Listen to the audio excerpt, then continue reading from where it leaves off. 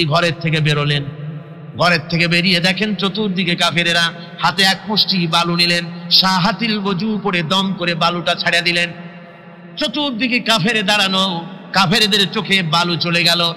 বালি চোখে গেলে অবস্থাটা কি হয় আপনারা জানেন। দুই হাত দিয়া চোখ রগড়াতেছে কাফেরেরা।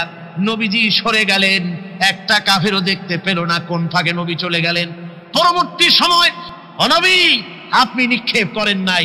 যখন আপনি নিক্ষেপ করেছিলেন, আপনি শুধু বালুকণা ছেড়ে দিয়েছিলেন, আর আপনার ঘরের চতুর্দিকে কাফেরদের চোখে বালুকণা পৌঁছে দেওয়ার দায়িত্ব আমার হুজুর গ্রহণ করেছিল। নবীজি হযরত আবু বকরের বাড়িতে গেলেন, দরজায় গিয়ে আস্তে করে নক করেছেন। দরজায় গিয়ে আস্তে করে নক করলেন, ভিতর থেকে আওয়াজ এলো, কে? ভিতর থেকে লাব্বাইকা সাদাইকা বলে হযরত আবু বকর বেরিয়ে এলেন। আল্লাহর নবী জিজ্ঞাসা করলেন, আবু বকর রে, এক ডাক দিলাম আর তুমি এক ডাকে সাড়া দিলে, তুমি কি ঘুমাও নাই? হযরত আবু বকর বলেন, ইয়া রাসূলুল্লাহ, আপনি বলেছিলেন আমাকে সাথে নিয়ে হিজরত করবেন। আমি চিন্তা করেছি না জানি কত গভীর রাত্রি নবীজি আসেন, আর আমার দরজার কিনারে দাঁড়ায়া নবীজি যদি দাঁড়ায়া দাঁড়ায়া ডাকে আবু বকর আবু বকর বলে, আমি আবু বকর যদি বিছানায় ঘুমায় আরাম করতে থাকি, নবীজির সঙ্গে বেয়াদবি হয়ে যাবে, এই ভয়তে আমি বিছানায় না শুয়া এই দেওয়ালের সঙ্গে দাঁড়ায়া দাঁড়ায়া ঘুমাচ্ছিলাম। ভাইরা আমার, নবীজি হযরত আবু বকরকে নিয়ে চললেন, কাবার দিকে তাকালেন, বাইতুল্লাহ শরীফের দিকে তাকায়া নবীজি চোখ থেকে দরদর করে পানি পড়ে আর ডাকে বলে, রে খানায় কাবা, ওরে কাবা, বড় আশা ছিল তোর খেদমত করব প্রাণ ভরে, কিন্তু তোর নিষ্ঠুর সন্তানেরা তোর কাছে আমারে থাকতে দিল না রে। নবীজি হযরত আবু বকরকে নিয়ে মদিনার দিকে না গিয়া উল্টা পথে জিয়াদ মহল্লার ভিতর দিয়া, মিসফালার ভিতর দিয়া, সাবাদ জাবালের সোরে, দুইটা পাহাড় পাড়ি দিয়া জাবালে সুরে যখন উঠলেন, ফজরের রক্ত হয়ে গেল।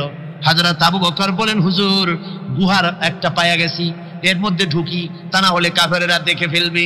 হুজুর আপনি বাইরে বসেন, আগে আমি ভিতরে ঢুকি, যেহেতু গুহার মধ্যে সাপ বিচ্ছু থাকতে পারে, যদি কোনো সাপ বিচ্ছু থাকে আঘাত আমার প্রতি আসুক, আল্লাহর নবী মাহফুজ থেকে যাক।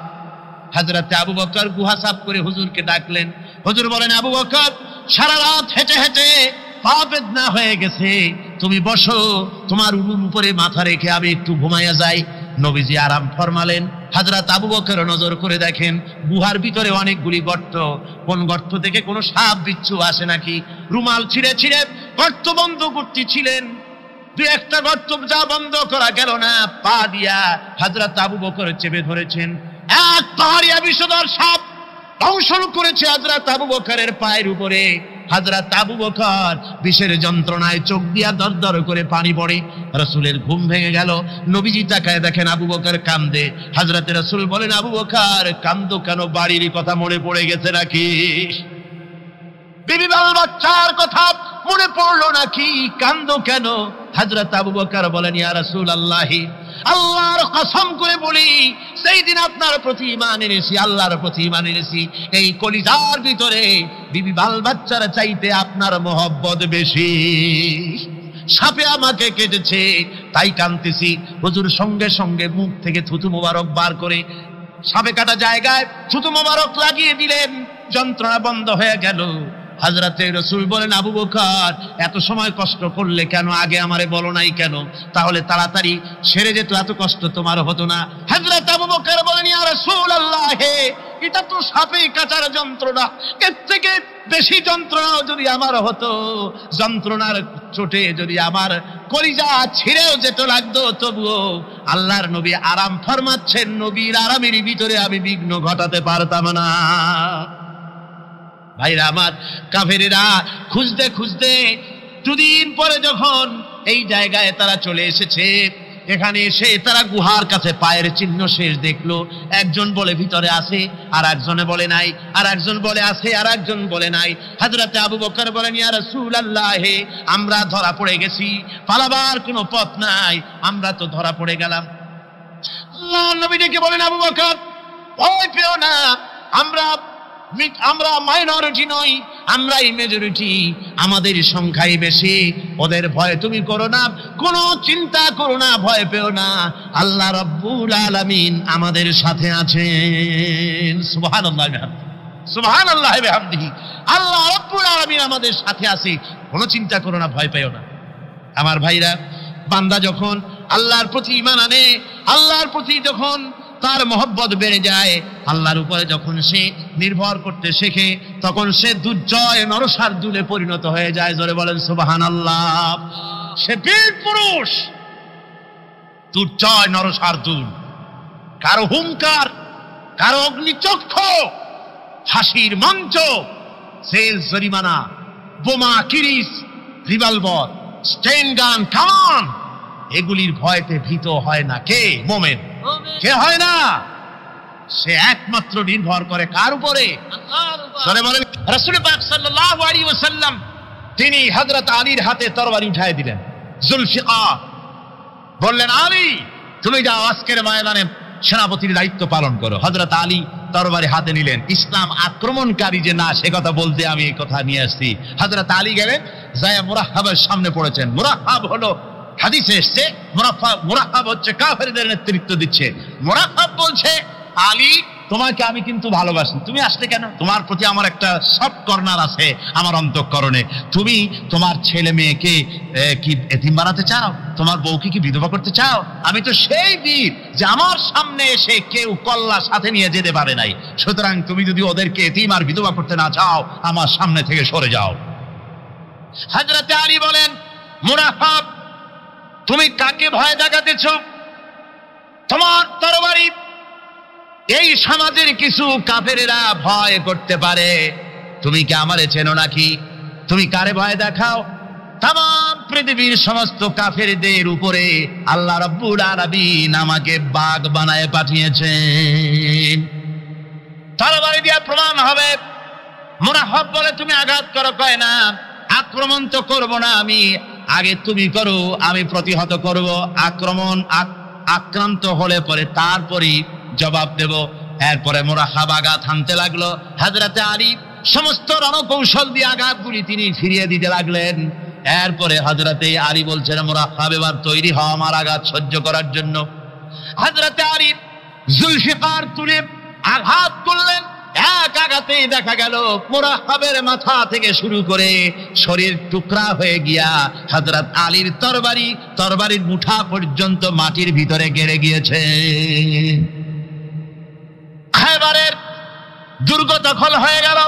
পরের দিন আল্লাহর নবী বলেন, আলী শুনতে পেলাম তোমার ঢাল ভেঙে গিয়েছিল, তারপরে তুমি যুদ্ধ করলে কি দিয়ে?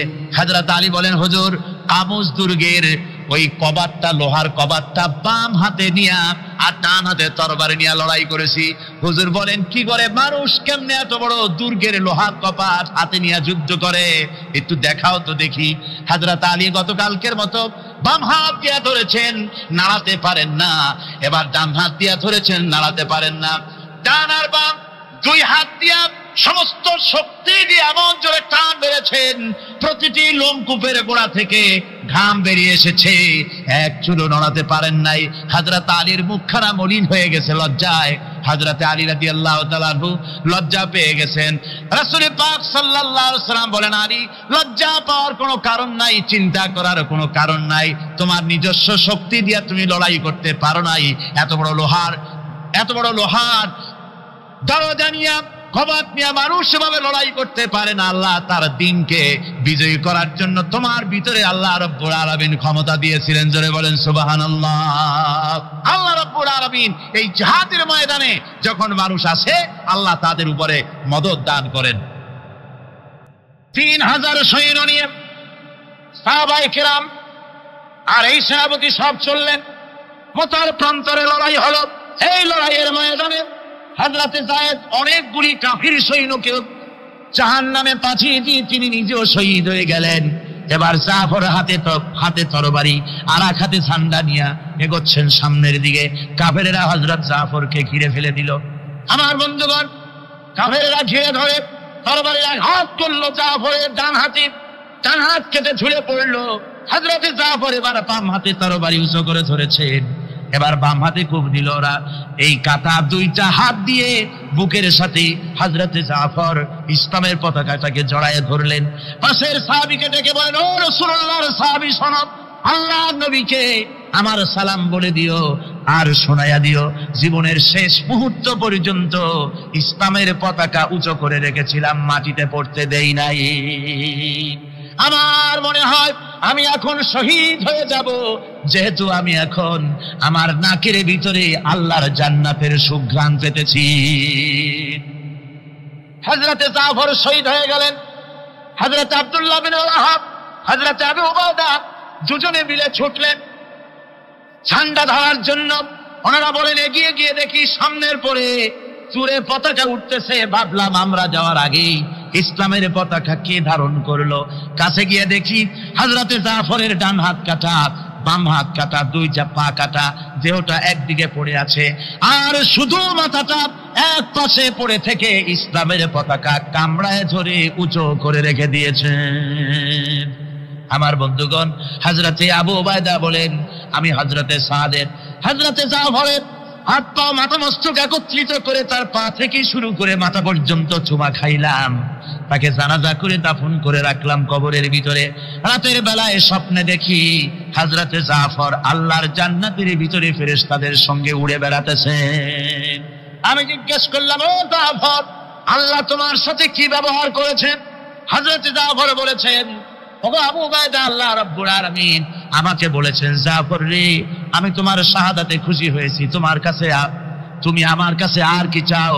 হযরতে জাফর বলেন, আয় আল্লাহ পাক, কিচ্ছু চাই না, শুধু একটা দাবি, দুনিয়ায় তুমি মেহেরবানি করে আমাকে পাঠায়া দাও আর একবার যদি যেতে পারি, তাহলে তোমার দুনিয়ার বুকে তোমার দিন কায়েমের জন্য কাফেরদের বিরুদ্ধে লড়াই করে আমার জীবনটা আর একবার দিয়ে আসি। আমার বন্ধুগণের জন্য আল্লাহ রাসূল বলেছেন, হাদিস শরীফ এসেছে, আমার ইচ্ছে হয় জিহাদ করি, শহীদ হই, আবার যদি জিন্দা হই, আবার জিহাদ করি, শহীদ হই, আবার যদি জিন্দা হতে পারি তাহলে আবার জিহাদ করি, আবার শহীদ হই। যেহেতু শাহাদাতের মওতের মতো এত বড় মর্যাদা সম্পন্ন মওত আর পৃথিবীতে হতে পারে না। আমার ভাইরা, ইসলামের জন্য জান দেওয়ার জন্য, মাল দেওয়ার জন্য সাহাবায়ে কেরাম এভাবে প্রস্তুত ছিলেন। নিজেদের জীবন তারা আল্লাহর সামনে নজরানা পেশ করেছেন, শহীদ হয়েছেন, আল্লাহ দ্বীন কায়েমের জন্য তারা প্রচেষ্টা করেছেন। আল্লাহর পথে যারা জিহাদ করার সিদ্ধান্ত নেন, মহান আল্লাহ স্বয়ং তাদের সাহায্য করেন। যুগে যুগে আমরা এর প্রমাণ পেয়েছি, আর তাই মুসলমানরা কাফেরদের উপর বরাবর বিজয়ী হয়েছে। এই ইসলামকে প্রতিষ্ঠিত করার জন্য প্রয়োজন রয়েছে জিহাদের। কিসের প্রয়োজন? কিসের? জিহাদের প্রয়োজন। সেই জিহাদ করতে কি আপনারা তৈরি আছেন? জিহাদের জন্য তৈরি আছেন? সেই জিহাদ কিন্তু সেই জিহাদ মানে কি? সেই জিহাদের আবার অপব্যাখ্যা করা হয়েছে। জিহাদের অপব্যাখ্যা করা হয়েছে এইভাবে যে, ওয়ালাকিন কালামদার কাফে দুশমনাস, দুশমনের হাতে কলম ছিল, ওরা যেমন খুশি আমাদের ইতিহাসকে চিত্রিত করেছে। ওরা বলেছে ইসলামের ইতিহাস থেকে তরবারি আর রক্তের গন্ধ আসে, কিন্তু আসলে জিহাদের অর্থ তো তরবারির যুদ্ধ নয়। জিহাদের অর্থ হচ্ছে যে কোনো উদ্দেশ্যকে সফলতায় পর্যবসিত করার জন্য যে প্রাণান্তকর প্রচেষ্টা করা হয়, ওই প্রচেষ্টার আরবি নাম হচ্ছে জিহাদ। আর যুদ্ধ তার আরবি হচ্ছে হার্ব। যুদ্ধের আরবি কি? হার্ব, ওয়ার। ইংরেজিতে ওয়ার, আরবিতে হার্ব। আর জিহাদ যেটাকে বলা হয়েছে, ওটা হচ্ছে যে কোনো উদ্দেশ্যকে সফলতায় পৌঁছাবার জন্য যে চেষ্টা, ওই চেষ্টার নাম জিহাদ। তবে এই চেষ্টা করতে গিয়ে যখন বাধা আসে সশস্ত্র, ওই সশস্ত্র বাধার মোকাবেলা সশস্ত্রভাবে করা যেটা, ওইটা হচ্ছে জিহাদের চূড়ান্ত রূপ। কথা বুঝেছ? ইসলাম প্রথমে কাউকে আক্রমণ করে না। ইসলাম প্রথমে কাউকে আক্রমণ করে না, আক্রান্ত হলে পরে তারপরে এর জবাব দেয়। ঠিক কিনা? দেখেন না, হযরত আলী রাদিয়াল্লাহু তাআলা আনহু ওই যে খায়বারের যুদ্ধে, সেইখানে কেউ খায়বারের এই দুর্গ মুসলমানদের হাতে আসে না। প্রতিদিন যুদ্ধ হচ্ছে, অথচ যুদ্ধে কোনো ফলাফল দেখা যাচ্ছে না। ফজরের নামাজ, এশার নামাজের পর হুজুর বলছেন, ও সাহাবীরা, আগামীকাল আমি এমন এক ব্যক্তির হাতে ইসলামের ঝান্ডা তুলে দেব যাকে আল্লাহ এবং আল্লাহ রসুল বেশি ভালোবাসেন, এবং তিনিও আল্লাহ এবং আল্লাহ রসুলকে বেশি ভালোবাসেন, আর তার হাতেই বিজয় হবে। হযরত ওমর রাদিয়াল্লাহু তাআলা আনহু বলেন, আমার এরকম পেরেশানির রাত জীবনে আর কখনো গেছে কিনা জানি না। আমি সারা রাত পেরেশান ছিলাম যে ওই ব্যক্তিকে আমি হতে পারবো। ফজরের নামাজের পর আল্লাহর নবী বলছেন, সাহাবীরা, আমার আলী কোথায়, তাকে দেখছি না কেন? সবাই বলছেন, হুজুর হযরত আলীর চোখ উঠেছে, তাই জামাতে শরীক হতে পারেন না। হুজুর বললেন, তাকে নিয়ে আসো। দুজন সাহাবীর কাঁধের উপরে ভর করে হযরত আলী এলেন। হুজুর সাল্লাল্লাহু আলাইহি ওয়াসাল্লাম তার মুখের থুতু মোবারক নিয়ে হযরত আলীর চোখে লাগিয়ে দিলেন। সাথে সাথে আগের থেকেও ভালো দৃষ্টিশক্তি সম্পন্ন হয়ে গেলেন। সুবহানাল্লাহ। তো এখানে রাসূল পাক সাল্লাল্লাহু আলাইহি ওয়াসাল্লাম তিনি হযরত আলীর হাতে তরবারি উঠিয়ে দিলেন। জুলফিকার বললেন, আলী তুমি যাও, আজকের ময়দানে সেনাপতির দায়িত্ব পালন করো। হযরত আলী তরবারি হাতে নিলেন। ইসলাম আক্রমণকারী যে না, সে কথা বলতে আমি এই কথা নিয়ে আসছি। হযরত আলী গেলেন, যায় মুরাহহাবের সামনে পড়েছেন। মুরাহহাব হলো, হাদিসে এসেছে, মুরাহহাব হচ্ছে কাফেরদের নেতৃত্ব দিচ্ছে। মুরাহহাব বলছে, আলী তোমাকে আমি কিন্তু ভালোবাসি, তুমি আসলে কেন? তোমার প্রতি আমার একটা সফট কর্নার আছে আমার অন্তঃকরণে। তুমি তোমার ছেলে মেয়েকে কি এতিম বানাতে চাও? তোমার বউকে কি বিধবা করতে চাও? আমি তো সেই বীর যে আমার সামনে এসে কেউ কল্লা সাথে নিয়ে যেতে পারে নাই। সুতরাং তুমি যদি ওদেরকে এতিম আর বিধবা করতে না চাও, আমার সামনে থেকে সরে যাও। হযরত আলী বলেন, মুনাফিক, তুমি কাকে ভয় দেখাতেছ? তোমার তরবারি এই সমাজের কিছু কাফেরেরা ভয় করতে পারে, তুমি কি আমারে চেনো নাকি? তুমি কারে ভয় দেখাও?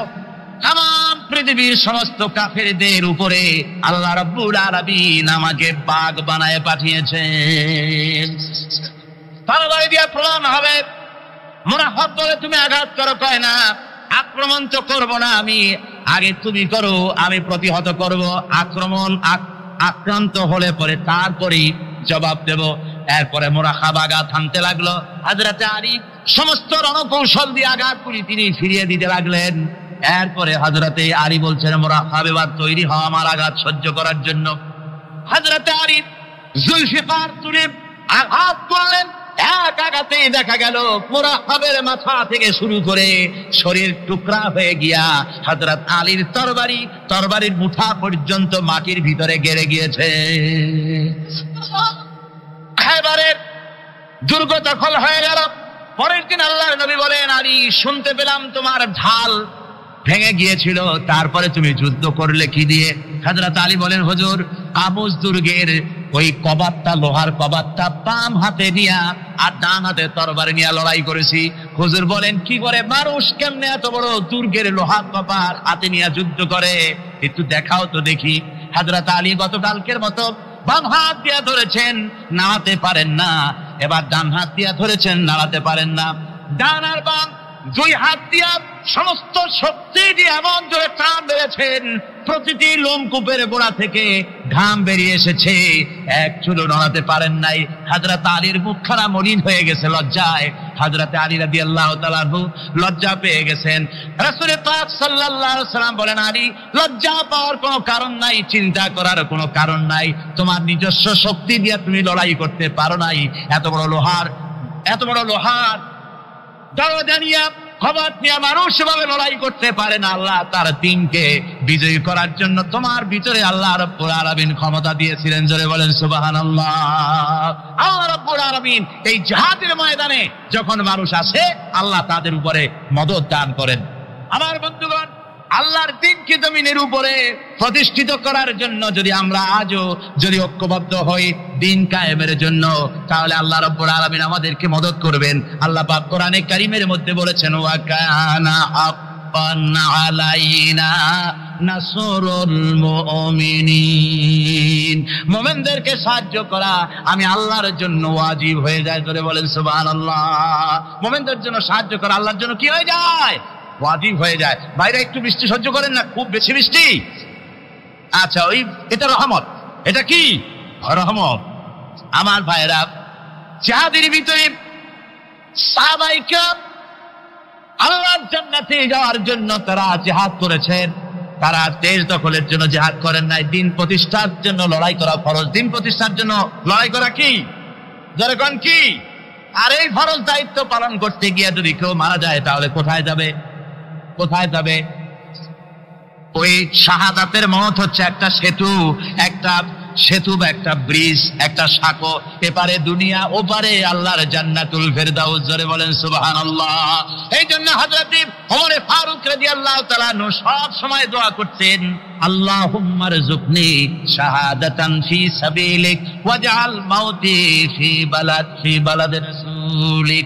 আল্লাহ রাব্বুল আলামিন, আমাকে রাসূলের শহরে মওত দাও আর আমাকে তোমার দ্বীনের রাস্তায় শাহাদাত মঞ্জুর করো। জোরে বলেন আমিন।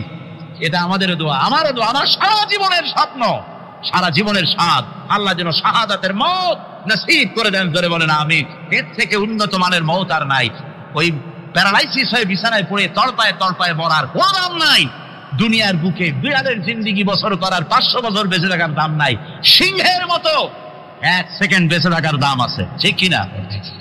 আর মওত, প্লিহা, যকৃত, typhoid, paralysis, diabetes, heart attack, kidney পচে যাওয়া, হাবিজাবি মওতের চাইতে আল্লাহর রাস্তায় জিহাদ করে শাহাদাতের মওত সর্বশ্রেষ্ঠ মওত। জোরে বলেন সুবহানাল্লাহ। আমার ভাইরা, রাসূলে পাক সাল্লাল্লাহু আলাইহি ওয়াসাল্লাম তিনি মদিনা মুনাওয়ারায় এসে প্রথম যে জিহাদের সম্মুখীন হলেন, ওইটার নাম কি? কোন জিহাদ? বদর। কোন জিহাদ? বদরের জিহাদ। সেই বদরের মাঝে জিহাদের জন্য রাসূল সাহাবীদেরকে তৈরি করতেছেন। তো আপনারা চিন্তা করেন বিষয়টা, জিহাদ করতে হবে, এই বদরে সাহাবীরা জিহাদ করবে কাদের বিরুদ্ধে? নিজের বাপের বিরুদ্ধে। রাসূল পাক খুব চিন্তিত হলেন যে সাহাবীদেরকে কিভাবে উদ্বুদ্ধ করা যায়। হুজুর জিহাদের কথাই বলতেছেন যে এখন বদরে আমাদের টিকে থাকার প্রশ্ন, এইটা মুসলমানদের টিকে থাকার প্রশ্ন, বদরের যুদ্ধ, বদরের এই জিহাদটা। হুজুর যখন এগুলি বলতেছেন, হযরত মিকদাদ রাদিয়াল্লাহু তাআলা আনহু, রাসূলের একজন জলিলুল কদর সাহাবী, তিনি দাঁড়িয়ে বলছেন, হে আল্লাহর রাসূল, কেন আপনি চিন্তা করছেন? ইমজি বিনা ইয়া রাসূলুল্লাহ হাইসুমা তাশা। হে আল্লাহর রাসূল, আপনি আমাদেরকে নিয়ে চলুন যেদিকে আপনার খুশি। হাইসুমা আমারাকাল্লাহ, যেদিকে আল্লাহ আপনাকে নির্দেশ করেন সেদিকে আমাদের নিয়ে আপনি সেদিকেই চলুন। ইন্না লা নাকুলু লাকা কামা ক্বালা বনু ইসরাঈল লিমূসা আলাইহিস সালাম, ইযহাব আনতা ওয়া রাব্বুকা ফাকাতিলা ইন্না হাহুনা কায়িদুন। বুখারী শরীফের হাদিস। হযরত মিকদাদ রাদিয়াল্লাহু তাআলা আনহু বলছেন, হে আল্লাহর রাসূল, আপনি আমাদের নিয়ে চলুন, আল্লাহ যেদিকে আপনাকে আমাদের নিয়ে যেতে বলেন সেই দিকে নিয়ে যান। আমরা মুসা আলাইহিস সালামের উম্মতের মতো বলবো না যে হে মুসা আপনি আর আপনার আল্লাহ দুজন গিয়ে যুদ্ধ করেন, আমরা এখানে বসে থাকি, এমন কথা আমরা বলবো না। বাল ইযহাব আনতা ওয়া রাব্বুকা ফাকাতিলা ইন্না মাআকুমা মুকাতিলুন। ও নবী, বরং আমরা বলবো আপনি চলুন আমাদের নিয়ে, আপনি এবং আপনার আল্লাহ চলুন জিহাদের ময়দানে, আমরা আপনার সঙ্গে জিহাদ করব, লড়াই করব সেই পর্যন্ত। মাদামাত আইনুম মিন্না তাতারাব, যতক্ষণ পর্যন্ত আমাদের একটা চক্ষুর পলক পড়ে, যতক্ষণ পর্যন্ত একটা চোখের পাতা নড়ে, ততক্ষণ পর্যন্ত আমরা কাফেরদের বিরুদ্ধে লড়ব। সুবহানাল্লাহ বিহামদিহি। যতক্ষণ চোখের পাতা নড়ে ততক্ষণ পর্যন্ত লড়ব, নিয়ে চলুন আমাদেরকে। হুজুর খুব খুশি হলেন। আরে রাসূল পাক সাল্লাল্লাহু আলাইহি ওয়াসাল্লাম দারুণ ভাবে খুশি হয়ে গেলেন। হুজুর বললেন, ও সাহাবীরা, তোমাদের মানসিক অবস্থা যখন এই, কুমু বিনা ইলা জান্নাতিন, চলো আমার সাথে বেহেশতের দিকে। সুবহানাল্লাহ, সবাই বলেন সুবহানাল্লাহ। কুমু বিনা ইলা জান্নাতিন আরদুহা কাআরদিস সামাওয়াতি ওয়াল আরদ, সেই বেহেশতের দিকে চলো যে বেহেশতের বিশালতা, প্রশস্ততা এই পৃথিবী এবং আকাশের চাইতে অনেক বড়, সেই বেহেশতের দিকে চলো। ফাকামা উমাইর বিন হামাম ওয়া কানা ইয়াকুলুত তামার। হযরত উমাইর বিন হামাম এক যুবক, তিনি দাঁড়িয়ে গেলেন। আমার মুসলমান ভাইরা, যুবকদের অবদান কিন্তু ইসলামে সব চাইতে বেশি। জোরে বল সুবহানাল্লাহ। তাদের অবদান বেশি। সর্বপ্রথম ইসলাম কবুল করেছে কারা? যুবকরা। হযরত আবু বকর, হযরত ওমর রাদিয়াল্লাহু তাআলা আনহু, তাদের বয়স যুবক বয়স ছিল।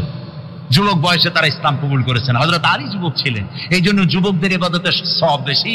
রাসূল পাক বলেছেন কিয়ামতের ময়দানে যেদিন কোন ছায়া থাকবে না আরশে আজিমের নিচে 7 শ্রেণীর লোকেরা ছায়া পাবে, তার মধ্যে এক শ্রেণী হচ্ছে ওয়াশাবুন নাশা ফি ইবাদাতিল্লাহ, ওই যুবকেরা যারা নাকি রাত গুজরান করে, রাত কাটায় আল্লাহর ইবাদতে, রাত জাগে আল্লাহর ইবাদত করে। জোরে কর সুবহানাল্লাহ।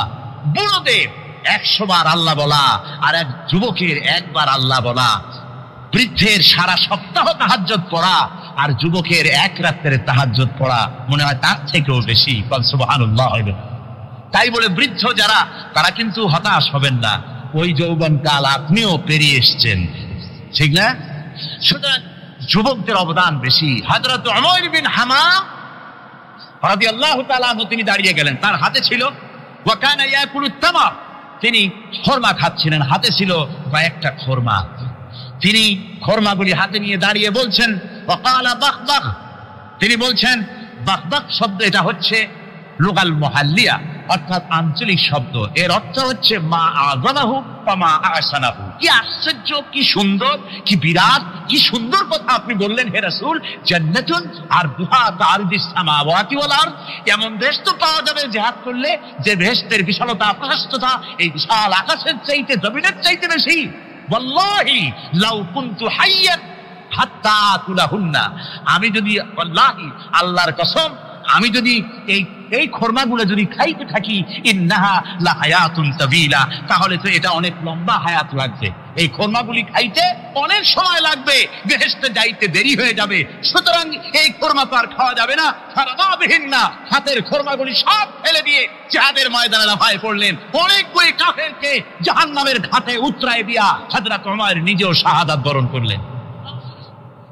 জিহাদের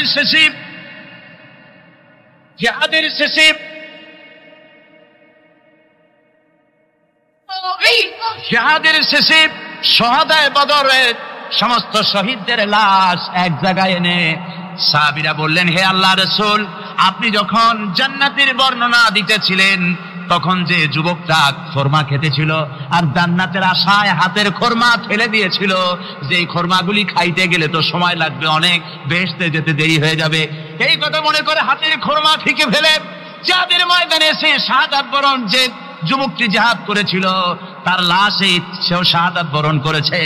রাসূল পাক হযরত ওমরের চেহারার দিকে লক্ষ্য করে তার দিকে অঙ্গুলি সংকেত করে হুজুর বলছেন, ইন্নাকা মিন আহলিহা, ওমর, যে বেহেশতের জন্য তুমি খরমা খাওয়ার ধৈর্য ধরতে পারো নাই, আমি নবী সাক্ষী দিচ্ছি তুমি সেই জান্নাতের অধিবাসী। আমার ভাইরা, ওই জান্নাতে যাওয়ার জন্য, আল্লাহর দ্বীনকে প্রতিষ্ঠার জন্য আমাদেরকে ঐক্যবদ্ধ হতে হবে। আল্লাহর দ্বীনের জন্য আল্লাহর নবীর যে আদর্শ, সে আদর্শ প্রতিষ্ঠার জন্য এগিয়ে আসতে হবে। যদি আমরা তা করতে পারি, আমরা সংখ্যায় কত, আমাদের অস্ত্র আছে কি নাই, আমাদের জনবল কত, আমাদের সৈন্যবল কত, এগুলি প্রশ্ন না। প্রশ্ন হচ্ছে ওয়ালা তাহিনু ওয়ালা তাহসানু ওয়া আনতুমুল আলাউনা ইন কুনতুম মুমিনিন। কোনো ভয় নাই, কোনো চিন্তা নাই, যদি তোমরা মুমিন হও আমি আল্লাহ তোমাদেরকে বিজয়ী করব। জোরে বলেন সুবহানাল্লাহ। মুসলমানেরা তো সেই জাতি, যাদের ময়দানে যখন মুসলমানদেরকে সাহায্য দরকার হয়েছে, আল্লাহ রাব্বুল আলামিন আকাশ থেকে ফেরেশতা নাজিল করেছে কিনা কোন? কবি বলছেন, ফিজায়ে বদরি पैदा कुन फरिश्ते तेरी नसरत को उतर सकते गर्दों से कतर अंदर कतार भी। বদরের মুসলমানদের মতো ঈমান যদি আজ তোমরা আনতে পারো, তোমাদের ভিতরে হয়ে যায়, তাহলে আল্লাহ রাব্বুল আলামিন তোমাদের জন্য কাতারে কাতারে ফেরেশতা তোমাদের জন্য নাজিল করে দিতে পারেন। তোমরা সেই জাতি, তোমরা সেই মুসলমান, ফিরে আসো ইসলামের দিকে, ফিরে আসো দ্বীনের দিকে, রাসূলের সঙ্গে মহব্বতটা জুড়ে দাও। কি মোহাম্মদ সে ওফা তूने तू हम तेरे हैं ये जहां चीज ही क्या লোহে কলম তেরে। মুহাম্মদ সাল্লাল্লাহু আলাইহি ওয়াসাল্লামের সঙ্গে তুমি যদি মহব্বতের সম্পর্ক স্থাপন করতে পারো, অনুসরণ আর অনুকরণের, তাহলে আকাশ আর জমিন তো দূরের কথা, লোহ কলম পর্যন্ত আল্লাহ তোমার জন্য করে দিবেন। গভীর রাত্রে হযরত ফাতিমা রাদিয়াল্লাহু তাআলা আনহা ইন্তেকাল করলেন। কিছু সংখ্যক সাহাবীদের কাছে খবর দিয়া অল্প সময়ের ভিতরে জানাজার ব্যবস্থা করা হলো। হযরত আবু যর গিফারী রাদিয়াল্লাহু তাআলা আনহু কবরের ভিতরে নেমে গেলেন। কবরের ভিতরে নেমে গিয়া হযরত আবু যর বলেন, রে কবর, তোর ভিতরে আজকে কাকে রাখবো, তুই কি তা জানিস নাকি? কোনো জবাব আসে না। হযরত আবু যর বলেন, কবর রে, তোর ভিতরে আজকে যাকে রাখবো তিনি হতেছেন হযরত ইমাম হাসান হোসেনের মা, বেহেশতের সমস্ত জওয়ানদের সরদার হবেন যারা, সেই দুইজনের মা তোর ভিতরে রাখবো, খবরদার বেয়াদবি করবি না। কোন জবাব না পেয়ে হযরত আবু যর বলেন, ওগো কবরের মাটি, তোর ভিতরে কাকে রাখবো কি জানিস? আসাদুল্লাহিল গালিব, দুনিয়ার সমস্ত কাফেরদের বিরুদ্ধে আল্লাহ রাব্বুল আলামিন যাকে বাঘ বানিয়ে পাঠালেন, সেই হযরতে আলী, তার স্ত্রী রেখে যাব, খবরদার বেয়াদবি করবি না। কোনো জবাব আসে না। হযরত আবু যর বলেন, কবরের মাটি, তোর ভিতরে যাকে রাখবো তিনি হলেন খাতুনে জান্নাত, বেহেশতের সমস্ত মহিলাদের সরদারিনী হবেন যে ফাতেমা, তারে রেখে যাব, তোর ভিতরে খবরদার কোনো বেয়াদবি করবি না। আবার হযরত আবু যর বলেন, কবরের মাটি, তোর ভিতরে কারে রাখবো কি জানিস? তোর ভিতরে আজকে যাকে রেখে যেতেছি তিনি হলেন আখেরি জামানার পয়গম্বর বিশ্বনবী জনাবে মুহাম্মদ রাসূলুল্লাহ সাল্লাল্লাহু আলাইহি ওয়াসাল্লামের কলিজার টুকরা মা ফাতেমাকে তোর ভিতরে রাখবো, খবরদার কবরের মাটি বেয়াদবি করবি না। কিতাবে এসেছে হযরত আবু যর গিফারী শুনতে পেলেন, আওয়াজ এলো, কি যেন বলতেছে, রে আবু যর, আমি ফাতেমাকে চিনি না, হাসান হোসেনের মাকে চিনি না, আলীর স্ত্রী চিনি না, রাসূলের মেয়ে মা ফাতেমাকে চিনি না। আমল যদি ভালো হয় আমার ভিতরে, আমল ভালো নিয়ে যে আসবে শান্তিতে থাকবে, আর আমল যদি খারাপ হয় আমার ভিতরে, তার অবস্থা চূড়ান্ত হয়ে যাবে। আমার ভাইরা, আমার বন্ধুগণ, আমলের উপরে ভিত্তি করে কিয়ামতের দিন নাজাত হবে। আমল যদি খারাপ হয়ে যায়, কিয়ামতের দিন কেউ তাকে বাঁচাতে পারবে না। এই জন্য কিয়ামতের ময়দানে, হাসরের দিনে আল্লাহর হাবিব জনাবে মুহাম্মদ রাসূলুল্লাহ সাল্লাল্লাহু আলাইহি ওয়াসাল্লাম সিজদায় পড়ে কাঁদতে থাকবেন। আল্লাহ রাব্বুল আলামিন বলেন, হাবিব রে, আপনি কাঁদেন কেন? আজকে তো আপনার কাঁদার দিন না, আমি আপনাকে মাকামে মাহমুদ দান করেছি, আমি আপনাকে কাউসার দান করেছি, আপনার আজকে সম্মানের দিন, মর্যাদার দিন, কাঁদেন কেন? আল্লাহর হাবিব বলবেন, রব্বুল আলামিন, মাকামে মাহমুদ পেয়েছি, কাউসার পেয়েছি, কান্দি এই জন্য আমি দেখতে পাচ্ছি আবার সামনে দিয়া ফেরেশতারা আমার উম্মতগুলি জাহান্নামের দিকে নিয়ে যায়। আল্লাহ রাব্বুল আলামিন বলবেন, ওগো আমার হাবিব, আমি আপনাকে ক্ষমতা দিলাম, আপনার জান্নাতি উম্মতগুলি আপনি বেছে নেন। আল্লাহর হাবিব তার জান্নাতের উম্মতগুলি বাঁচতে থাকবেন। হযরত আয়েশা বলেন, ইয়া রাসূলুল্লাহ, কিয়ামতের ময়দানে লক্ষ কোটি কোটি মানুষের ভিতরে আপনার জান্নাতি উম্মত আপনি চিনবেন কি করে? হুজুর বলেন, আয়েশা, কোন একটি ঘোড়ার কপাল যদি থাকে সাদা, এই সাদা কপালওয়ালা ঘোড়াটা যদি অসংখ্য ঘোড়ার ভিতরে যদি হারিয়ে যায়, তাহলে সাদা কপালওয়ালা ঘোড়ার মালিক তার ঘোড়াকে পাবে কিনা বলো? হযরত আয়েশা বলেন, হুজুর, অনায়াসে পাবে। আল্লাহ রাব্বুল আলামিনের হাবিব বলেন, আয়েশা রে, কিয়ামতের ময়দানে আমার যেই উম্মতেরা নামাজি ছিল, দিনদার ছিল, পরেজগার ছিল, দুনিয়ার বুকে ঈমান নিয়ে যারা চলাফেরা করেছে, আমার দিন কায়েমের, আল্লাহর দ্বীনের জন্য যারা কাজ করেছে, ওদের চেহারা নূর চমকাতে থাকবে, ঈমানের নূর কিয়ামতের দিন চমকাতে থাকবে। সেই ঈমানের নূর দেখে দেখে আমি আমার জান্নাতি উম্মতগুলি আমি বেছে নেব। নবীজি বলেছেন, কন্যার পিতাদেরকে গালি দিও না। অনেকে টিটকারি করে, বারবার মেয়ে হয়, ছেলে একটাও হয় না, সেই জন্য টিটকারি বুটকারি করে। আল্লাহ নবী বলেছেন, মেয়ের পিতাকে গালি দিও না, ঠাট্টা করো না, যেহেতু আমি মুহাম্মদ রাসূলুল্লাহ সাল্লাল্লাহু আলাইহি ওয়াসাল্লাম, আমি মেয়েদের পিতা, আমি নিজে মেয়েদের পিতা, খাও না, মেয়েদের পিতাকে গালি দিও না। রাসূলুল্লাহ বলেছেন, আকাশের নিচে জমিনের উপরে খাদিজার মতো মহিলা আর নাই। সেই হযরতে খাদিজা রাসূলের 4টি মেয়ে পেটে ধারণ করেছিলেন। সুবহানাল্লাহ। মেয়ের প্রতি রাসূলুল্লাহ যথেষ্ট মহব্বত করতেন, মেয়েকে খুব ভালোবাসতেন হুজুর সাল্লাল্লাহু আলাইহি ওয়াসাল্লাম। হুজুরের কলিজার টুকরা ছিলেন মা ফাতিমা রাদিয়াল্লাহু তাআলা আনহা। হুজুর যখন কোথাও যেতেন সকলের শেষে দেখা করতেন ফাতেমার সঙ্গে, আর বিদেশ থেকে সফর করে এসে সকলের আগে দেখা করতেন ফাতেমার সঙ্গে। সুবহানাল্লাহ। রাসূলুল্লাহ বলেছেন, তোমরা যখন বাজারে যাবে বা ব্যবসা করতে যাবে বা বিদেশে যাবে, আসার সময় যে সব হাদিয়া নিয়ে আসো। আমরা যখন বাইরে যাই, বাজারে যাই, কিছু হাদিয়া আনি না? জামা, কাপড়, চকলেট ইত্যাদি আমরা আনে থাকি।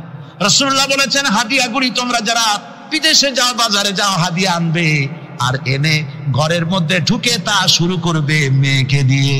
প্রথমে দেবে মেয়েকে। সুবহানাল্লাহ। মেয়ের মর্যাদা ইসলামে সব চাইতে বেশি। কোন যুগে? যে যুগে মেয়ে হলে পরেই মাটির নিচে ঘেরে রাখতো, আছাড় মেরে মেরে ফেলে দিত। বেআইয়ি যামবিন কুতিলাত, কোন অপরাধে তাদেরকে হত্যা করা হলো। আল্লাহ পাক কোরআনে কারীমের মধ্যে বলেছেন তাদের অপরাধ আর কিছু না, তারা নারী, এই জন্য তাদেরকে মেরে ফেলা হতো। রাসূলুল্লাহ তাদের ইজ্জত দিলেন। সুবহানাল্লাহ বিহামদি। রাসূলুল্লাহ সম্মান দিলেন, ইজ্জত দিলেন তাদেরকে। কন্যা হিসাবে নারীর এই মর্যাদা। ফাতেমাকে রাসূল এত ভালোবাসতেন, ইন্তেকালের সময় হযরত ফাতেমা কাঁদতে কাঁদতে বেহুশ হয়ে যাওয়ার উপক্রম হয়ে গেছে। রাসূলুল্লাহ হযরত ফাতেমাকে ইশারা দিলেন। হযরত ফাতেমা তার কান নিয়ে রাসূলুল্লাহর মুখের কাছে লাগাই দিলেন। আল্লাহর নবী কি যেন বললেন কানে কানে, হযরত ফাতেমার কান্না বন্ধ হয়ে গেল। হযরত আয়েশা বলেন, মা, রাসূলুল্লাহ তোমার কানে কানে কি বললো আর তোমার কান্না বন্ধ হয়ে গেল? হযরত ফাতেমা বলেন, ইয়া আম্মা জান, আমার আব্বা আমার কানে কানে বললো, মা ফাতেমা তুই কাঁদিস না, তোর কান্না আমার বরদাস্ত হয় না, তোমাকে কাঁদতে হবে না। আমি তোমাকে সুসংবাদ দিয়ে দিতেছি, আমি মরে যাওয়ার পর সর্বপ্রথম তোমার সাথে আমার দেখা হবে। রাসূলুল্লাহর এই ভবিষ্যৎবাণী হযরত ফাতেমা বুঝতে পেরেছেন যে হুজুরের ইন্তেকালের পরে আমার বেশি দেরি হবে না, আমিও তাড়াতাড়ি হুজুরের সাথে শামিল হতে পারবো। হুজুরের ইন্তেকালের 6 মাস পরেই হযরত ফাতেমা রাদিয়াল্লাহু তাআলা আনহা ইন্তেকাল করেছেন। কন্যা হিসেবে নারীর মর্যাদা ইসলাম অনেক অনেক গুণে বাড়িয়ে দিয়েছে।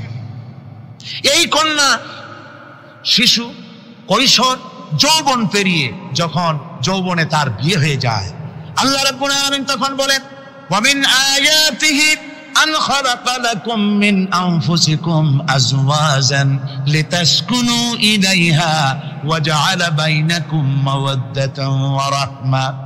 আল্লাহ পাক বলেন, আমার নিদর্শনের ভিতরে এটিও একটি নিদর্শন যে আমি তোমাদের থেকে তোমাদের জোড়া তৈরি করেছি, তোমাদের স্ত্রীদেরকে তৈরি করেছি, তোমাদের সাথে তোমাদের স্ত্রীর ভালোবাসা সৃষ্টি করেছি, মহব্বত সৃষ্টি করেছি। এই মহব্বত আমি আল্লাহ তৈরি করেছি।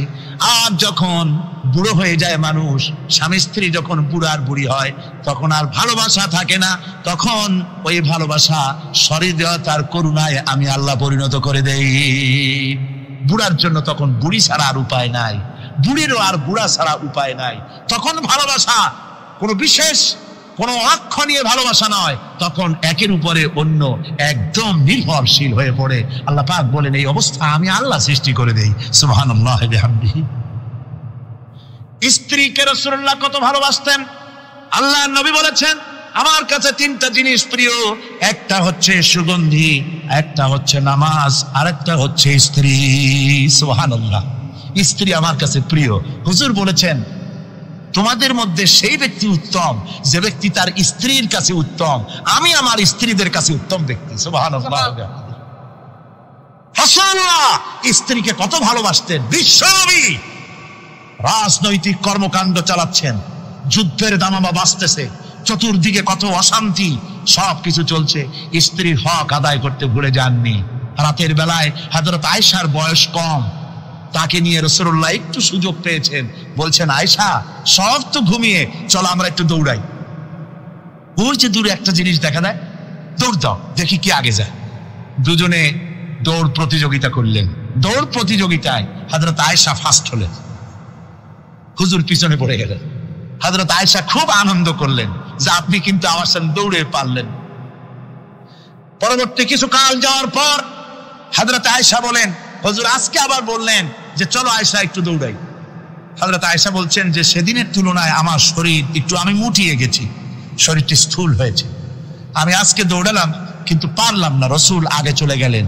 আমি হাঁপাতে হাঁপাতে যখন হুজুরের কাছে চলে গেছি, হুজুর তখন মুস্কি হেসে আমাকে বললেন, আয়েশা, ওই সেই দিনের জবাব আজকে দিয়ে দিলাম। সুবহানাল্লাহি বিহামদিহি, সুবহানাল্লাহি বিহামদিহি। বিশ্ব নবী কত বড় আদর্শ বিশ্ব মানবতার জন্য। তিনি বলেছেন, আরাফাতের ময়দানে রাসূলুল্লাহ বলেছেন, তোমরা যেমন পড়বে তোমার স্ত্রীদেরকে তেমন পড়াবে, তোমরা যেমন খাবে তোমার স্ত্রীদেরকে তেমন খাওয়াবে, স্ট্যান্ডার্ড মেনটেন করবে।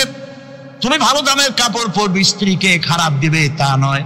অধিকার দুজনেরই সমান, স্বামী এবং স্ত্রী সমান অধিকার। কিন্তু আমরা তা বুঝতে পারি না, বুঝতে চাই না। আমরা অনেকে মনে করেছি বিয়ে যখন করছি তখন আমি তো নওয়াবজাদা নসরুল্লাহ খান আর বউ তো কেনা দাসী। না, সে কৃত দাসী নয়, তার মর্যাদা আছে, তার সম্মান আছে, তার সম্মান আপনাকে দিতে হবে। রাসূলুল্লাহ দিয়েছেন, আপনাকেও দিতে হবে। রান্না বান্না হতে দেরি হয়, কত গালাগালি শুনতে হয় নারীকে। আল্লাহর নবীর স্ত্রী হযরত আয়েশা বলেছেন, আল্লাহর নবী কাজ করে, মানুষের সঙ্গে কথা বলে, রাষ্ট্রীয় দায়িত্ব পালন করে ঘরের ভিতরে এসে যখন দেখেছেন রান্না হতে দেরি আছে, রাসূলুল্লাহ বিরক্ত হন নাই, ভুরু কুঞ্চিত করেন নাই, চোখ মোটা করেন নাই, আমাকে কোনো কথা শোনান নাই, বরং আমার কাছে বসে রান্নায় আমাকে সহযোগিতা করেছেন। সুবহানাল্লাহ বিহামদি। এই হলো আল্লাহর রাসূল, এই হলো বিশ্ব নবী। স্ত্রীর সঙ্গে কি মহব্বত! সুবহানাল্লাহ বিহামদি। হুজুর মহব্বত করতেন স্ত্রীদেরকে। রাসূলুল্লাহর ঘরে দৌলত ছিল না, কিন্তু মহব্বত দিয়ে ভরা ছিল ঘরটা। হুজুরের ঘরে ফ্রিজ নাই, এসি নাই, হুজুরের ঘরে কার্পেট নাই, হুজুরের ঘরের মধ্যে জাজির নাই, তোশক নাই, বড় বড় কম্বল নাই, আরামের কোনো জিনিস নাই, মডার্ন ইকুইপমেন্টস কিচ্ছু নাই, দৌলত নাই, কিন্তু মহব্বত দিয়ে ঘরটা ভরা। হযরত আয়েশা বলেছেন, আমি পানি পান করে গ্লাস রেখে দিতাম, আল্লাহর নবী তখন গ্লাসের সেই জায়গায় ঠোঁট লাগাতেন যেখানে আমি ঠোঁট লাগায় পানি পান করেছি। আমি গোশত চিবোতাম, রাসূলুল্লাহ আমার হাত থেকে গোশত টুকরা নিয়ে সেই জায়গায় চিবোতেন যেখানে আমি চিবোয়েছি। সুবহানাল্লাহ। আমার ভাইরা, রাসূল তার স্ত্রীদেরকে মহব্বত করতেন, স্ত্রীরাও রাসূলকে মহব্বত করতেন দারুণ ভাবে। একবার হযরত আয়েশা সিদ্দিকা রাদিয়াল্লাহু তাআলা আনহা হুজুরকে গোসল করাতে ছিলেন, মাথার উপরে পানি ঢালতেছেন, হুজুর একটা চৌকির উপরে বা একটা তক্তার উপরে বসে আছেন। গোসলের পানির ভিতরে রাসূলুল্লাহ দেখতে পেলেন রক্তের মতো কি যেন প্রবাহিত হয়ে যাচ্ছে। হুজুর জিজ্ঞেস করেন, আয়েশা রে, পানির ভিতরে রক্তের মতো কি দেখা যায়? হযরত আয়েশা বলেন, হুজুর আপনি যখন বসেছিলেন অসতর্ক মুহূর্তে তক্তার নিচে আমার একটা আঙ্গুল পড়েছিল, পায়ের আঙ্গুলটা ফেটে বোধহয় রক্ত বেরোতেছে। রাসূলুল্লাহ তাড়াতাড়ি করে উঠলেন আর ওই আঙ্গুলকে ব্যান্ডেজ করে দিলেন। রাসূলুল্লাহ বললেন, আয়েশা রে, আঙ্গুল ফেটে গেছে, একটু আহাহু পর্যন্ত করলে না, এতক্ষণ তুমি কষ্ট করলে কেন? হযরত আয়েশা বলেন, ইয়া রাসূলুল্লাহ, ওটা তো একটা পায়ের আঙ্গুল। আয়েশার কলিজাটা ফেটে যদি রক্ত বেরোতো, রাসূলুল্লাহকে উঠতে বলতে আমি পারতাম না। কি মহব্বত রাসূলের সাথে! হযরত আয়েশা বলেন, রাসূল সাল্লাল্লাহু আলাইহি ওয়াসাল্লাম স্ত্রীদেরকে এত ভালোবাসতেন, আমাদের ঘরে গোশত টোস্ত তেমন রান্না বান্না খুব কম হতো। গোশত রান্না হবে কি, মাসের পর মাস চলে গেছে রাসূলের বাড়িতে, হুজুর স্ত্রীরা বলেছেন আমাদের ঘরে চুলে আগুন জ্বলে নাই, একটু শুকনা রুটি, একটু শুকনা খেজুর আর একটু পানি খেয়ে আমাদের জীবন চলেছে, এরকমের অবস্থা হয়েছে। তারপরে এই অবস্থা চলেছে, এর মধ্যে যদি কখনো একটু গোশত আসছে, হুজুর যখন ছাগল ইত্যাদি ছাগল দুম্বা জবাহ করেছেন, এই দুম্বার গোশত নিয়ে, ছাগলের গোশত নিয়ে রাসূলুল্লাহ নিজে বেরোতেন। হযরত খাদিজার বান্ধবী কোথায় আছে খুঁজে ওই বান্ধবীর কাছে গোশত পৌঁছে দিয়ে আসতে। হযরত আয়েশা বলেন, একদিন আমার ঘুম ভেঙে গেল, দেখি হুজুর আমার কাছে নাই, গেলেন কোথায়? খুঁজতে খুঁজতে যায় দেখি মসজিদে নববীর ভিতরে হুজুর হাত তুলে বসে আছেন, মোনাজাত করতেছেন। আমি পেছনে গিয়ে হাত তুললাম, আমি শুনতে পাচ্ছি নবীজি দোয়া করছেন, রব্বুল আলামিন কিয়ামতের ময়দানে যেদিন সন্তান তার পিতাকে ভুলে যাবে, মা তার সন্তানকে হারায় ফেলবে, ওই কঠিন হাসরের ময়দানে আমি যেন আমার খাদিজাকে হারাইয়া না যাই। মুনাজাতের শেষে হযরত আয়েশা বলেন, ইয়া রাসূলুল্লাহ, খাদিজার কথা আপনার এত কেন বারবার মনে পড়ে? একটা বুড়িরে বিয়ে করেছিলেন 25 বছর বয়সের সময়, 40 বছর বুড়ি, তার কথা কেন এত মহব্বত আপনার মনে পড়ে? তার থেকে যুবতী মেয়ে, সুন্দরী মেয়েকে আপনার স্ত্রী হিসেবে আপনি পান নাই। হুজুর বলেন, আয়েশা রে, খাদিজার সম্পর্কে এমন কথা তুমি আর বলো না। তোমরা সবাই আমার সুখের দিনের স্ত্রী, আর খাদিজা আমার এমন সময় স্ত্রী ছিল যখন মক্কায় আমার আশ্রয় ছিল না, তামাম মক্কা নগরীতে আমার আশ্রয় ছিল না। খাদিজার সঞ্চিত সমস্ত ধনরাশি ইসলাম কবুল করার পর দুহাতে খাদিজা বিতরণ করে দিয়েছে। হযরত আয়েশা বলেন, হুজুর আমার গোস্তাকি মাফ করে দেন, আমি আর এরকম বলবো না, তবে খাদিজা সম্পর্কে আমার কিছু একটু শোনান। হুজুর বলে, আয়েশা রে শোনো, গভীর রাত যত রাত হোক না কেন, ইসলামের দাওয়াত দিয়ে দিয়ে গভীর রাত্রে আমি যখন বাসায় ফিরেছি, ঘরে এসেছি, দরজায় একটা মাত্র ডাক দিয়েছি, খাদিজা, অমনি দরজা খুলে গেছে। আমি জিজ্ঞেস করেছি, খাদিজা রে, যত রাত্রে আসলাম, যতবার আসলাম, একটা ডাকের বেশি লাগলো না, তুমি কি ঘুমাও না? হযরতে খাদিজা বলেছেন, ইয়া রাসূলুল্লাহ, আমার মনের ভিতরে ভয় থাকে, আল্লাহ রাসূল দিনের খেদমতে বাইরে আছেন, আমি যদি আরামে বিছানায় ঘুমায় থাকি আর নবীজি দরজার কাছে দাঁড়ায় আমারে ডাকাডাকি করবেন, উঠতে যদি দেরি হয়ে যায় নবীজির সঙ্গে বেয়াদবি হয়ে যাবে, এই মনে করে আপনি না আসা পর্যন্ত দরজার সাথে পিঠ লাগাই আমি দাঁড়াইয়া দাঁড়াইয়া ঘুমাই। আমার ভাইরা, হযরতে খাদিজার ইজ্জত স্বয়ং আল্লাহ দিয়েছেন। কে দিয়েছেন?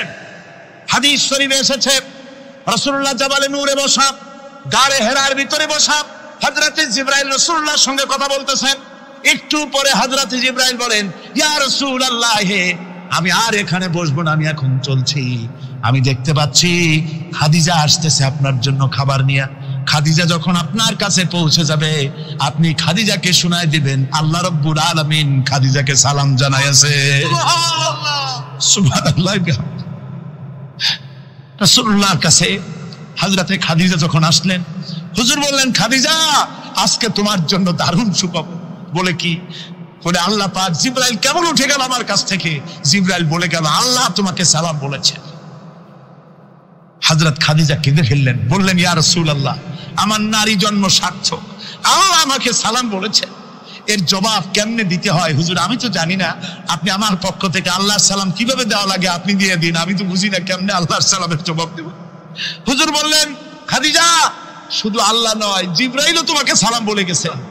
হযরতে খাদিজা বললেন, হযরত জিবরাইলকে আমার সালামের জবাবটা ওয়ালাইকুমুস সালাম বলেন। হযরত খাদিজার এই মর্যাদা ছিল। আমার ভাইরা, রাসূল পাক সাল্লাল্লাহু আলাইহি ওয়াসাল্লাম এভাবে মহব্বত করেছেন স্ত্রীদেরকে। সুতরাং স্বামী স্ত্রীর মহব্বত আল্লাহ জান্নাতি নিয়ামত। কিসের নিয়ামত?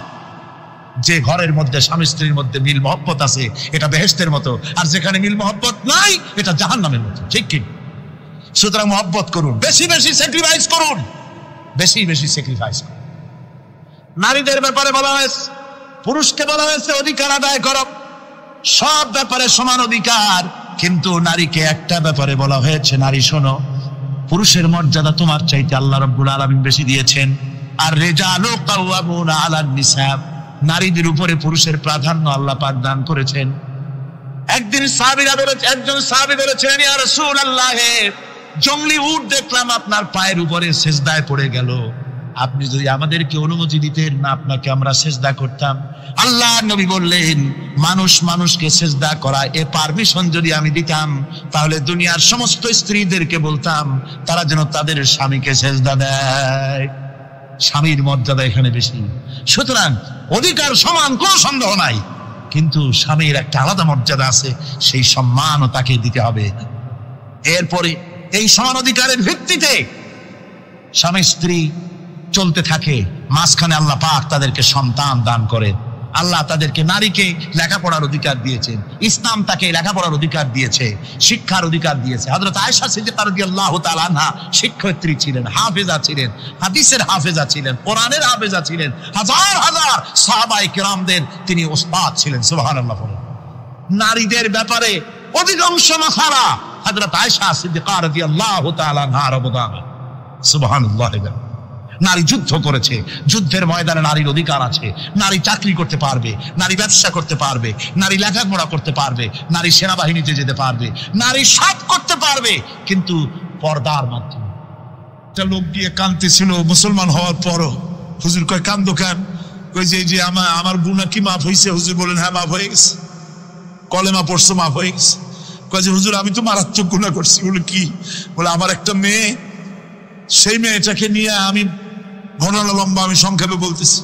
মেয়েটাকে ফাঁকি দিয়া তারা আমি মারবো, বুঝতে দেই নাই আমার বউরে। বললাম চলো বেড়াইতে যাই। মেয়েটা আমার সাথে সাজাই দিয়েছে, তার মা বেড়াতে নিয়ে যাবো এই কথা মনে করে। মেয়েটা কদ্দূর যায়, আবার আব্বা আব্বা বলে আমার দিকে ফিরে আসে, আবার পিছনে থাকে, আবার আব্বা আব্বা বলে চড়াই ধরে। এইভাবে করতে করতে যখন নির্জন এলাকায় গেলাম, আমি পাহাড়ের পাশে গর্ত খোঁড়া আরম্ভ করলাম। গর্ত খুঁজি আর মাটি ছিটে এসে আমার দাড়িতে লাগে। বাচ্চা মেয়েটা আমার কাছে এসে দাড়ি দিয়ে ধুল ঝাড়ায় দেয়। আব্বা তোমার দাড়িতে ধুল লাগতেছে, তুমি এই কষ্ট করতেছো কেন? মেয়ে তো বোঝে না যে আমি তার জন্য কবর খুঁজতেছি। কবরটা খোঁড়া হয়ে যাওয়ার পর মেয়েটারে বান্ধা শুরু করলাম। মেয়ে এখন কাঁদতেছে, বাবা আমার বান্ধ কেন? আমি তারে বাঁধা জোরে ওর মধ্যে নিক্ষেপ করে দিলাম। মেয়েটা গর্তের মধ্যে বসে চিৎকার করে বলছে, আব্বা তুমি আমারে বাঁচতে দাও, আমি তোমারে বাপ বলে সমাজে হ্যাঁ করবো না, আমি ভিক্ষা করে খাবো, আমারে বেরো না। লোকটি বলছি ইয়া রাসূলুল্লাহ, আমার মনে দরদ আসলো না। আমি একটা পাথর উঁচু করে আমার মেয়ের বুক লক্ষ্য করে জোরে মেরে দিলাম। বুকটা ফেটে রক্ত ফিনকি দিয়ে উঠলো, আর মেয়ের বুক থেকে আওয়াজ বেরোলো, আব্বা। আমার কানে যেন এখনো সেই আওয়াজ বাজে। হাদিস শরীফে এসেছে, হুজুরের চোখের পানি দাড়ি ভিজে ভিজে জামার উপরে পড়তেছিল। হুজুর বললেন, আহারে মানুষেও পারে এইরকম কাম করতে।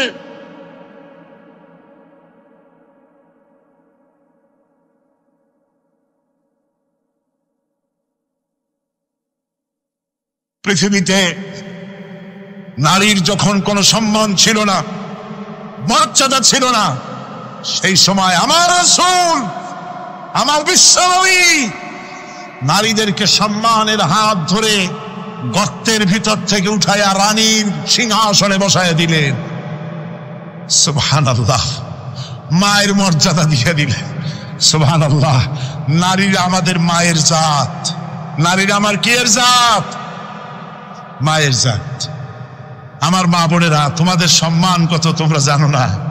আমরা পুরুষ, আমাদের পায়ের তলে জুতা, আর তোমরা আমাদের মায়ের জাত। তোমরা নারী, তোমাদের পায়ের তলে আল্লাহর জান্নাত, আল্লাহর ব্যস্ততা তোমাদের পায়ের তলে।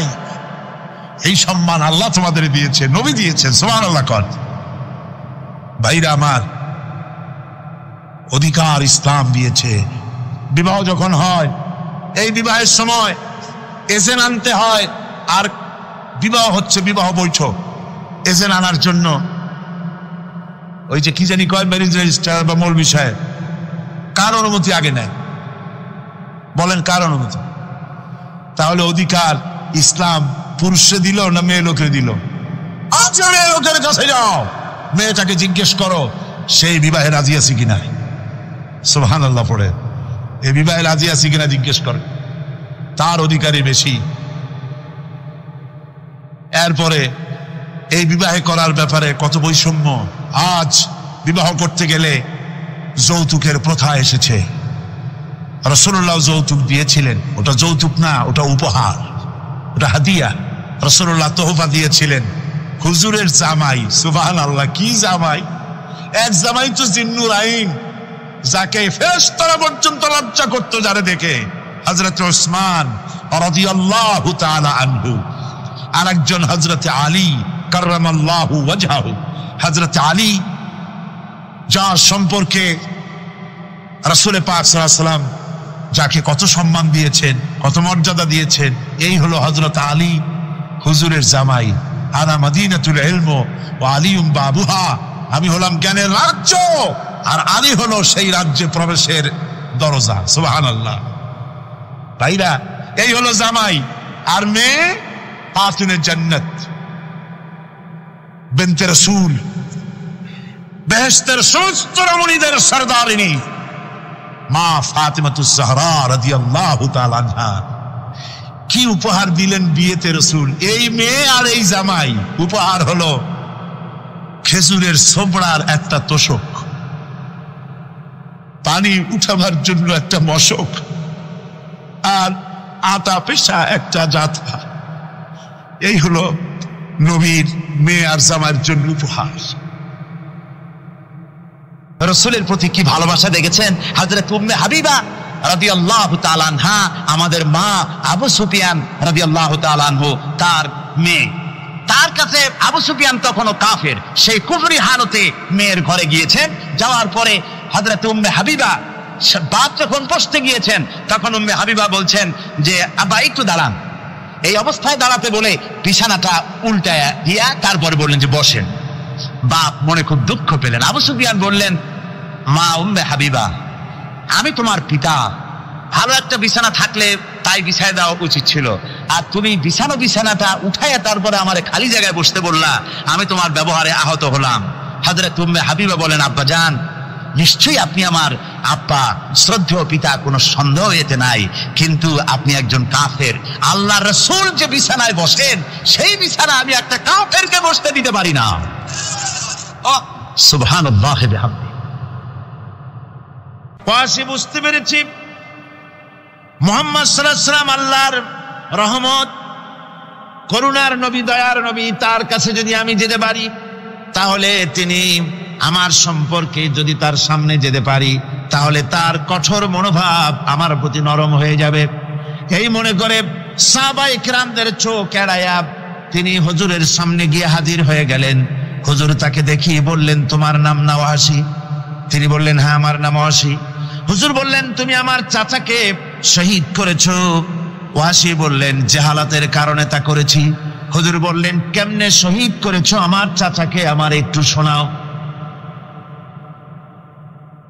ওয়াসি বলতে লাগলেন, আমি বল্লম দিয়ে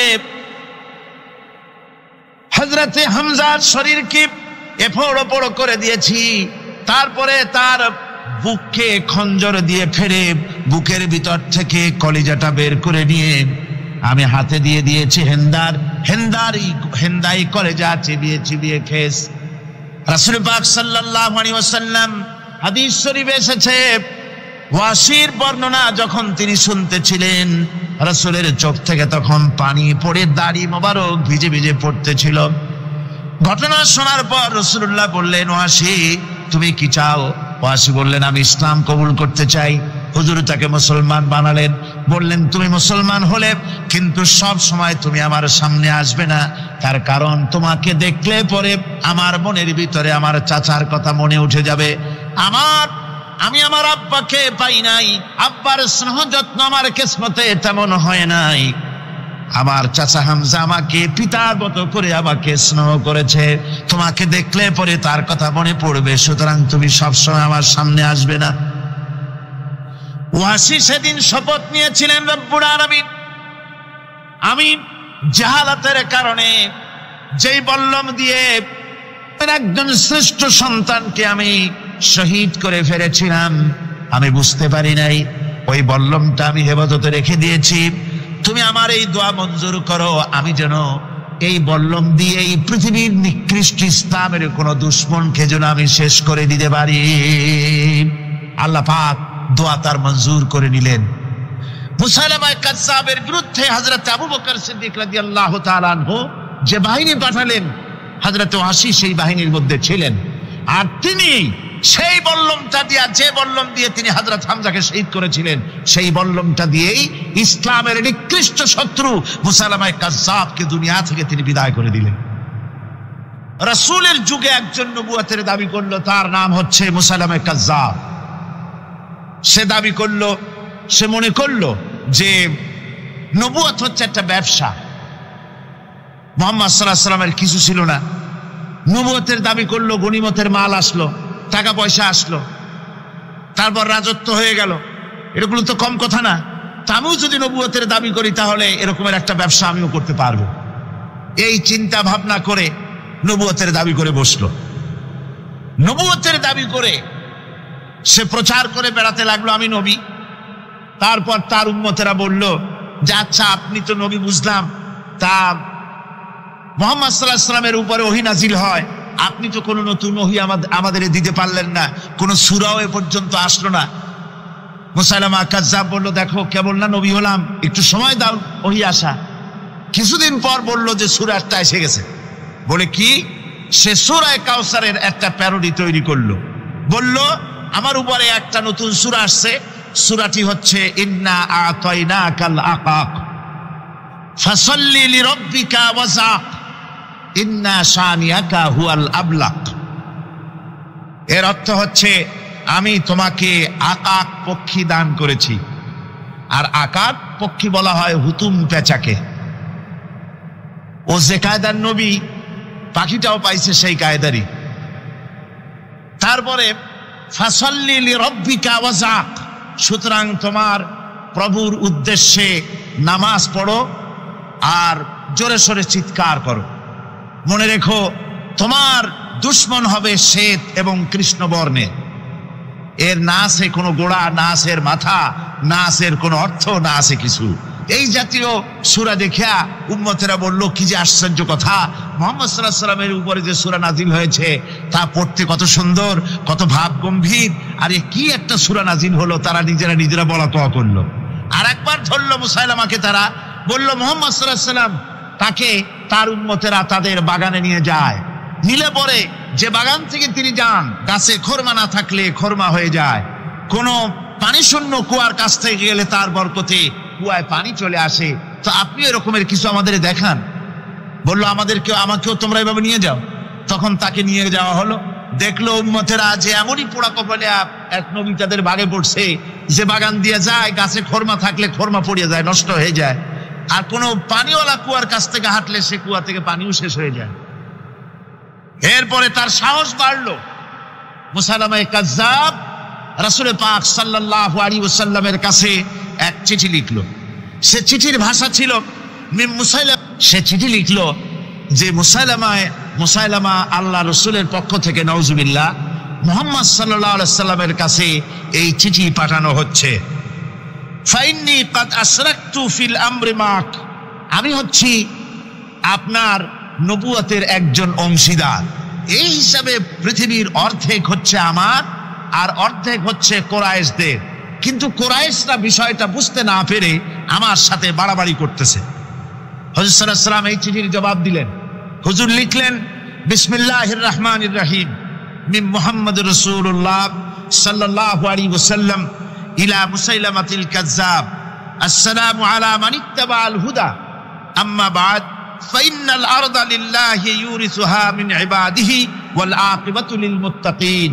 রাসূল পাক সাল্লাল্লাহু আলাইহি ওয়াসাল্লাম লিখলেন, এই চিঠি যাচ্ছে মুহাম্মদ সাল্লাল্লাহু আলাইহি ওয়াসাল্লামের কাছ থেকে মুসাইলামা কাজ্জাবের কাছে। শুনে রাখো, শান্তি বর্ষিত হোক তার প্রতি যিনি হেদায়েত প্রাপ্ত। এই পৃথিবীর উত্তরাধিকারী হচ্ছে কেবলমাত্র আল্লাহ পাকের সেই সব বান্দারা যারা নাকি আল্লাহর গোলাম, আল্লাহর একান্ত আল্লাহর আইন এবং কানুনকে মেনে যারা চলে। আর পরকাল হচ্ছে সেই সমস্ত লোকেদের জন্যই। মুসাইলামা কাজ্জাবের মুয়াজ্জিন যারা, তারাও জানতো, তারাও জানতো যে লোকটা মিথ্যেবাদী। তো কিছু মাল পানি পাওয়া যায়, টাকা পয়সা পাওয়া যায়, সাথে থাকলে কিছু খাওয়াটাও যায়, এই জন্য তার সাথে থাকতো। রাসূলুল্লাহর মুয়াজ্জিন আযান দিতেন, আশহাদু আন্না মুহাম্মাদার রাসূলুল্লাহ, আমি সাক্ষ্য দিচ্ছি মুহাম্মদ সাল্লাল্লাহু আলাইহি ওয়াসাল্লাম আল্লাহর রাসূল।